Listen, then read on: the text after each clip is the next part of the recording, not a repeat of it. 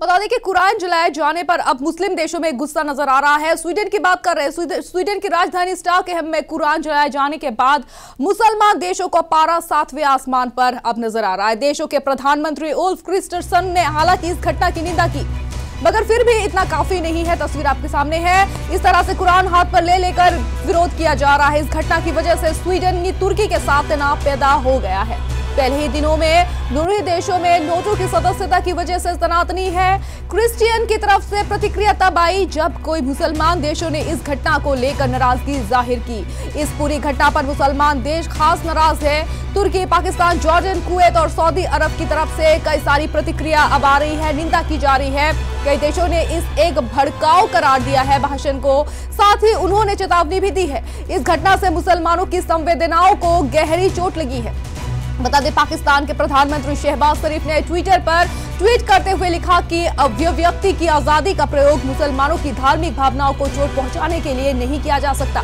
ये तस्वीर आपके सामने है। स्वीडन की शब्द पवित्र कुरान को जलाए जाने की घटना की निंदा करने के लिए कम है। उन्होंने ये भी कहा कि इस घटना से दुनिया भर में बसे 1.5 अरब मुसलमानों की भावनाएं आहत हुई है। और बता दें कि OIC यानी कि जो है इस्लामिक कॉरपोरेशन के मुखिया हिसन इब्राहिम तावा ने इसकी कड़ी निंदा की। बता दें, स्वीडन की अथॉरिटी से जरूरी कदम उठाने के लिए कहा गया है ताकि इस तरह के अपराधों पर लगाम लगाया जा सके।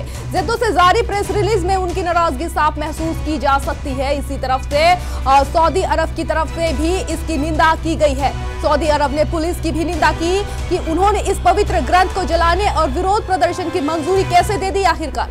कतर, ईरान, UAE भी स्वीडन के इस इलाके में कड़ी कार्रवाई करने को कहा गया है। शनिवार को स्वीडन के दक्षिणपंथी नेता रासमस पुलदन ने कुरान की एक कॉपी को स्टॉकहोम में तुर्की के दूतावास के सामने जला दिया था। तब से ही इस घटना को लेकर तनाव बरकरार है।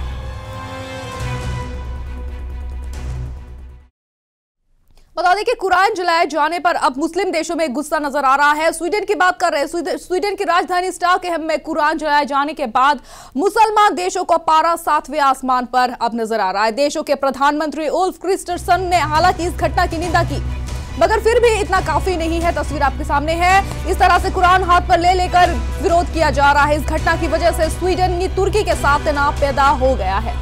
पहले ही दिनों में दोनों ही देशों में नोटो की सदस्यता की वजह से तनातनी है। क्रिश्चियन की तरफ से प्रतिक्रिया तब आई जब कोई मुसलमान देशों ने इस घटना को लेकर नाराजगी जाहिर की। इस पूरी घटना पर मुसलमान देश खास नाराज है। तुर्की, पाकिस्तान, जॉर्डन, कुवैत और सऊदी अरब की तरफ से कई सारी प्रतिक्रिया अब आ रही है, निंदा की जा रही है। कई देशों ने इस एक भड़काऊ करार दिया है भाषण को, साथ ही उन्होंने चेतावनी भी दी है। इस घटना से मुसलमानों की संवेदनाओं को गहरी चोट लगी है। बता दें, पाकिस्तान के प्रधानमंत्री शहबाज शरीफ ने ट्विटर पर ट्वीट करते हुए लिखा कि अभिव्यक्ति की आजादी का प्रयोग मुसलमानों की धार्मिक भावनाओं को चोट पहुंचाने के लिए नहीं किया जा सकता। ये तस्वीर आपके सामने है। स्वीडन की शब्द पवित्र कुरान को जलाए जाने की घटना की निंदा करने के लिए कम है। उन्होंने ये भी कहा कि इस घटना से दुनिया भर में बसे 1.5 अरब मुसलमानों की भावनाएं आहत हुई है।